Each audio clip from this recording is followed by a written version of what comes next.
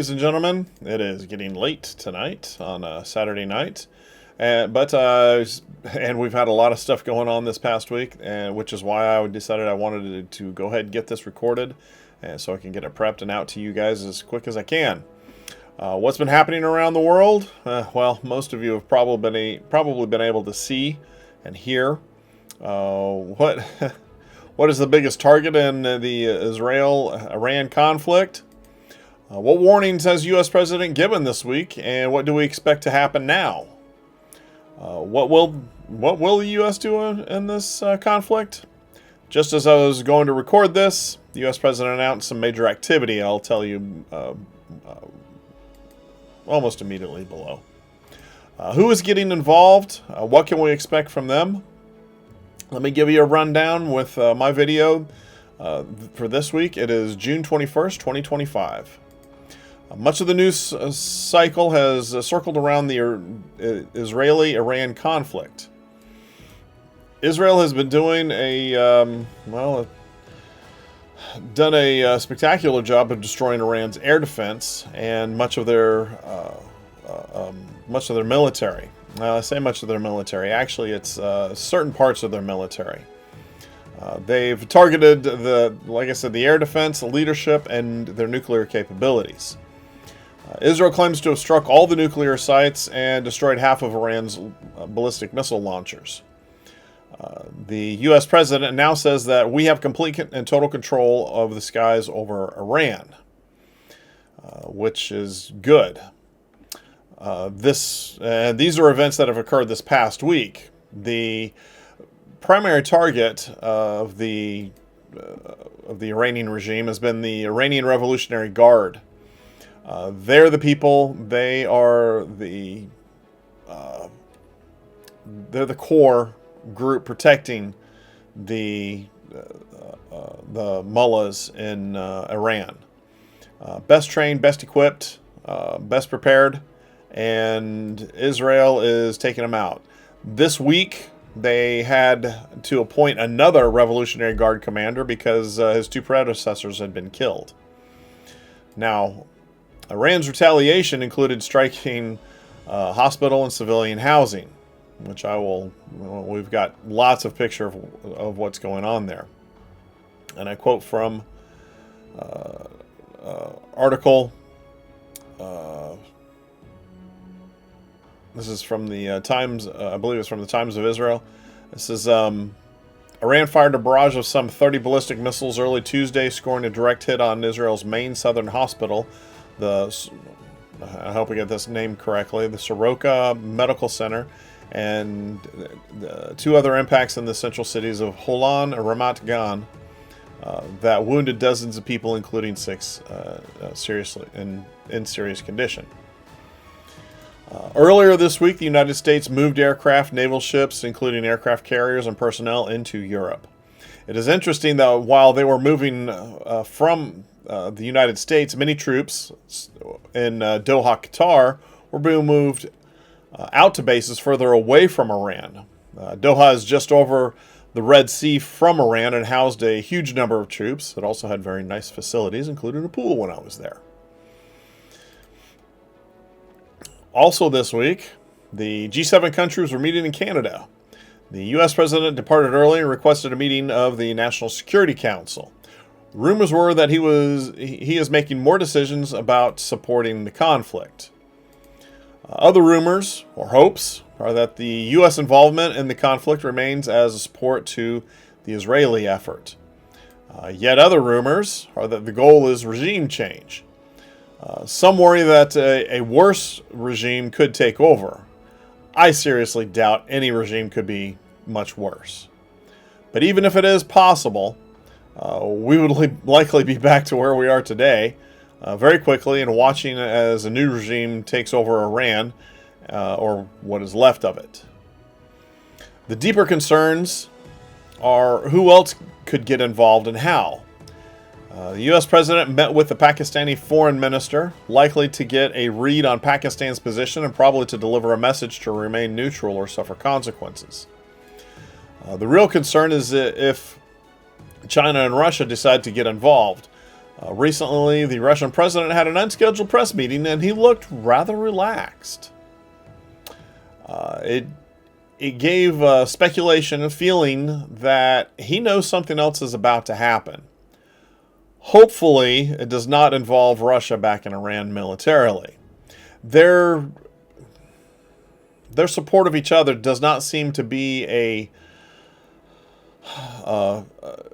agreement to come to blows with each other. So, I'm not sure exactly how to read that yet. Now, earlier this week, Israel promised to strike Iran's nuclear facilities buried at the Fordo site with or without U.S. help. Well, the news that has broken this evening is that they don't have to worry about U.S. help. The United States, the U.S. president announced that the United States launched an attack on the Fordo site with stealth bombers, B-2 stealth bombers, and with the GBU-57s, which are bunker busters. They are the bomb is huge, 13,000 pounds. It's heavy. It's designed to penetrate up to, I believe, 20 stories, which is that's incredible. Cuts through and then it reaches a point and detonates. So far, we don't know what the results are, but the Iranians are claiming that not much has happened. Of course, that's exactly what they would claim. They said that they destroyed the entrance and the exit of the facilities and nothing much else. Well, we'll see what happens over the next few days. Now, I started with that story because that's going to have an impact on what I think are some of the most important markets around the world, and that is oil. Oil is, our world runs on energy, so that's where I usually start. Well, this week, oil continued its increase from last week, but it wasn't a lot. It was just a little bit. West Texas crude ended at $75. Brent ended at $77.25. The OPEC baskets ended at $74.39. Gold actually did a bit of a pullback this week to $3,368.62. Silver also did a little bit of a pullback to $36.01. The Baltic Dry Goods Exchange Index lowered also to $1,689. Bond yields. U.S. 10-year bond yields settled a little bit to 4.381%. The UK bond yields were at 4.543%, and the Japanese bond yields were at 1.402%. Military and naval deployments. I've already mentioned one of the big things. That was an air bridge that was set up this past week to move aircraft from the U.S. to Europe. I also noted that Doha, Qatar seems to be evacuated, at least for aircraft. They apparently headed to Gibraltar as the war between Iran and Israel continues to grow. Inside the United States, and also in Europe, ISR aircraft flights remain focused on the usual suspects.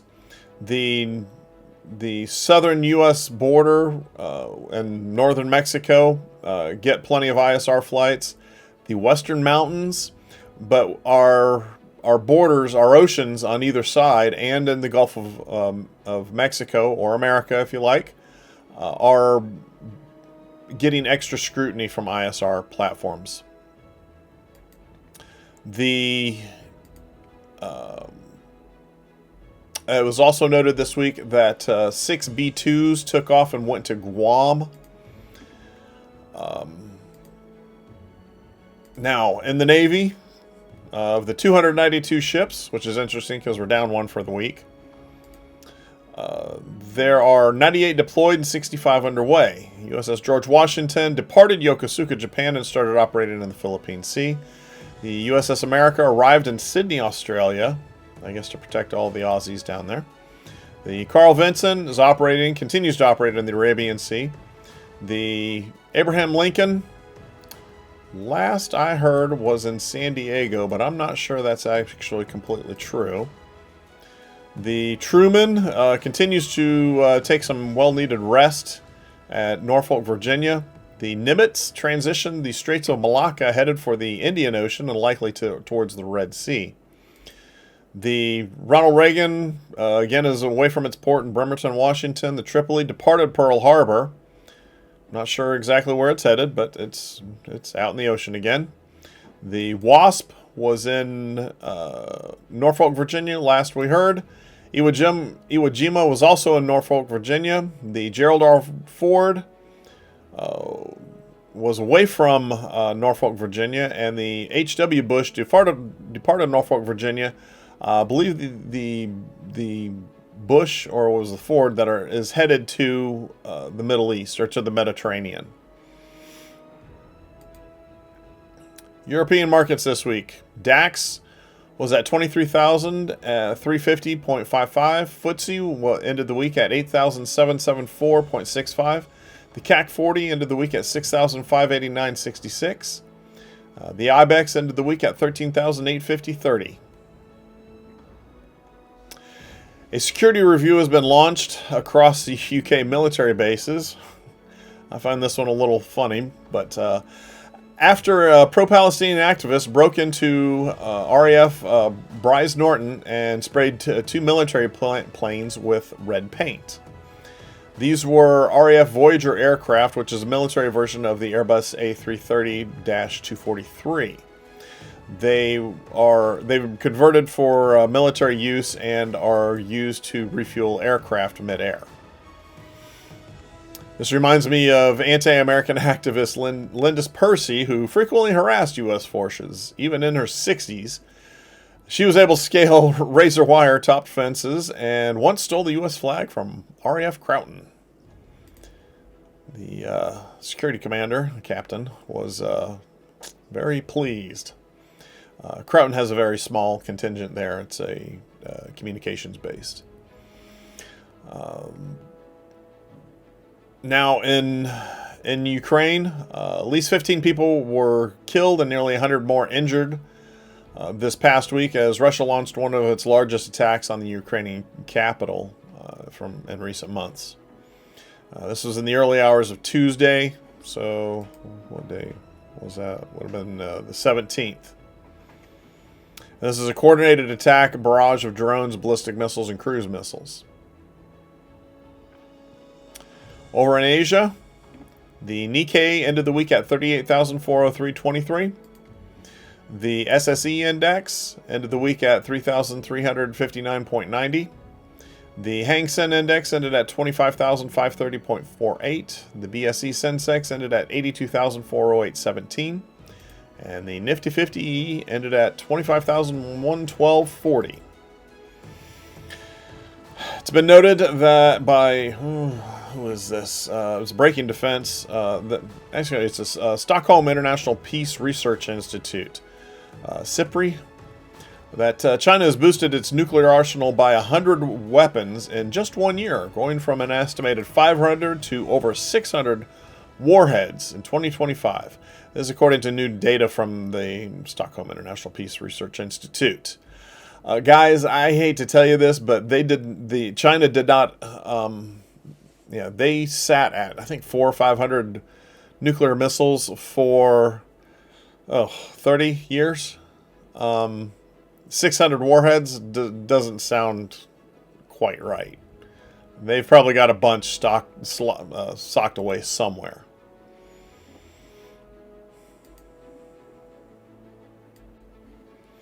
And just as China and Russia are looking to work together to defeat the West, it's found out that China, of course, they enjoy spying on the West, but they also seem to enjoy spying on their friends.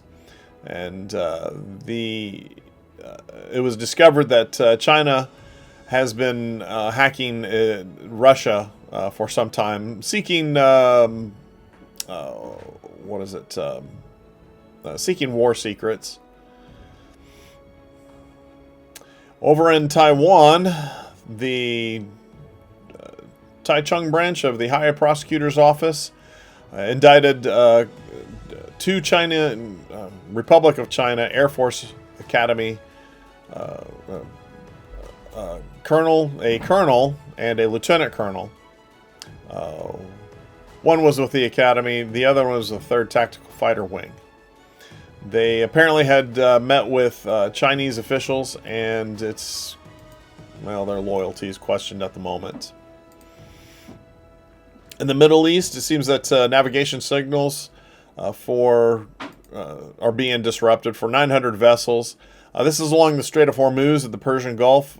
They've gone awry, and this can cause confusion in shipping and at the choke point, the Strait of Hormuz. And this is as Iran and Israel's fighting has intensified over the recent past. And also this week, pro-Israeli activists have taken credit for a cyber attack on Iran's Bank SEPA. There's quite a few things that are going on behind the scenes as well as right up in front of everybody. The United States cuts to food aid have caused agencies, the receiving agencies in Africa, to have the food rations for Kakuma refugee camp in Kenya. The people are struggling. They don't know exactly what to do.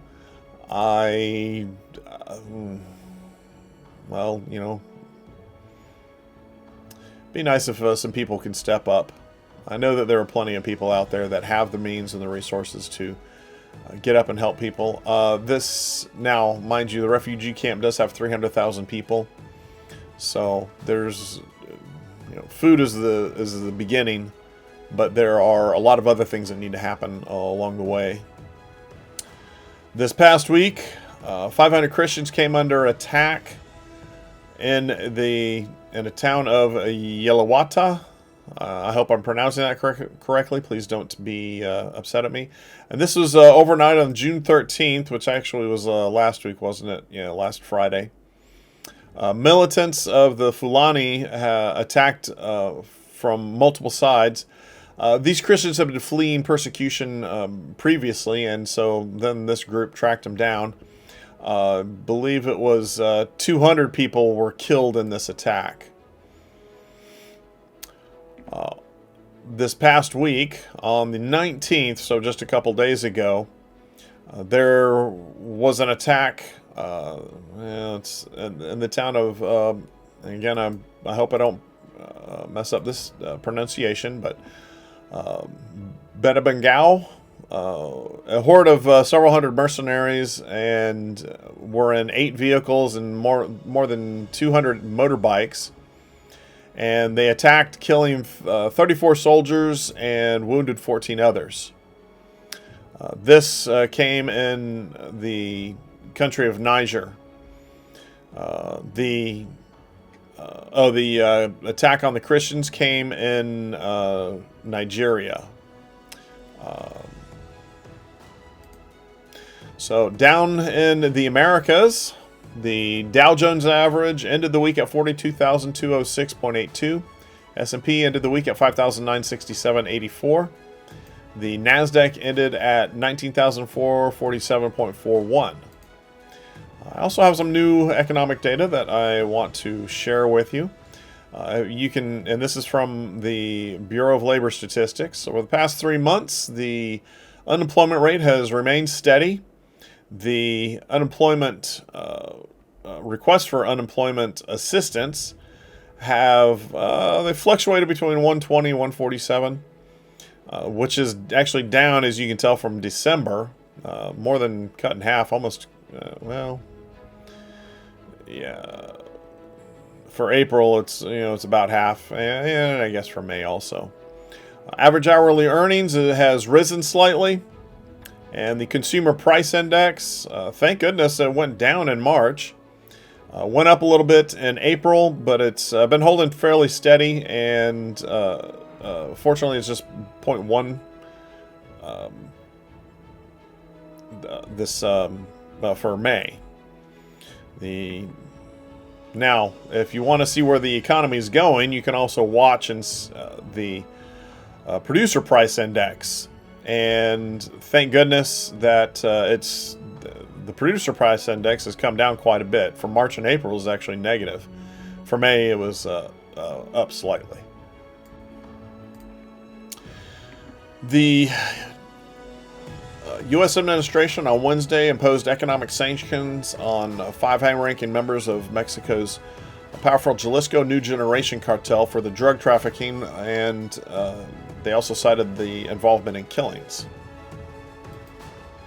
This week, as the attacks between Israel and Iran ramped up, some of you may have heard about the Pentagon pizza indicator on social media. This indicator tracks how many pizzas are being ordered around the Pentagon at those at the restaurants in that area. When the number is much higher than normal, and when the bars also have low activity, it indicates that there is late night activity in the Pentagon and something could be happening somewhere around the world. Well, they were up to it again this week as Israel was preparing to strike, and the indicator ticked up, and sure enough, they were right. In Portland, Oregon, rioters surrounded the ICE detention facility and threatened to burn it down with commercial-grade fireworks. And luckily, in response, the local police arrested 3 people. This was late Saturday night last week and early Sunday morning. The police declared a riot near the U.S. Immigration and Customs Enforcement building. The Ninth Circuit Court of Appeals is allowing the U.S. President to retain control of the National Guard, and ruling a couple days ago on the 19th. Last week, I reported on the murder of 2 Minnesota politicians. Their alleged killer has been captured. Vance Bolter, who is 57, lived in Green Island, Minnesota. He's been charged with by a federal complaint with stalking and murdering the Minnesota House of Representatives Speaker Emerita Melissa Hortman and her husband. In addition to the stalking and shooting the State Senator Huffman and his wife. He actually shot 4 total people, killed 2 of them, Miss Hortman and her husband, and then also Mr. Huffman and his wife.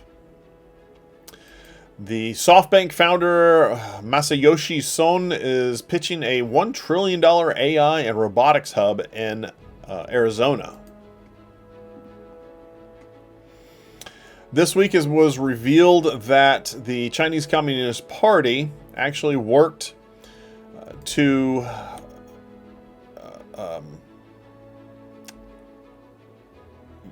get involved, to interfere with the 2020 presidential election in favor of the ultimate winner. There were 19,000 driver's licenses that were created and shipped, and those were caught. It's unknown exactly how many the Chinese Communist Party actually produced, but it's suspected that it was quite significant. They were able to gather this information from their computer sources, especially on TikTok. People submit all their real data, and China was able to use that real data to create licenses, and then they were able to request mail-in ballots, and they don't know who was filling them out. This week it was revealed that there was a security breach of 16 billion logins, which is interesting because we only have 7 billion people around the world. But like me, many people have multiple logins. These logins were with companies such as Apple, Facebook, Google, and a number of other places. Now, ladies and gentlemen, if you have found this to be of any value to you, please like, share, and subscribe. I really appreciate it. It helps me with my addiction of reviewing the news and looking for the important things. That's why I cover the things that I see that I think are important for you to know, to understand, and to dig beyond the surface and see what's behind what's going on, what is being reported. And, well, if you like it, please let me know. Please like, share, and subscribe. If you don't like it, please leave a comment. Let me know what I can do better. I greatly appreciate it. No matter how everything plays out in the world, we have a number of challenges ahead of us. Please stay vigilant. Prepare yourself for the changes ahead, and help prepare your families for the changes ahead. Much love to everybody, and I look forward to talking to you guys again in the very near future, because there's plenty more to cover. Thanks again, and we'll see you soon.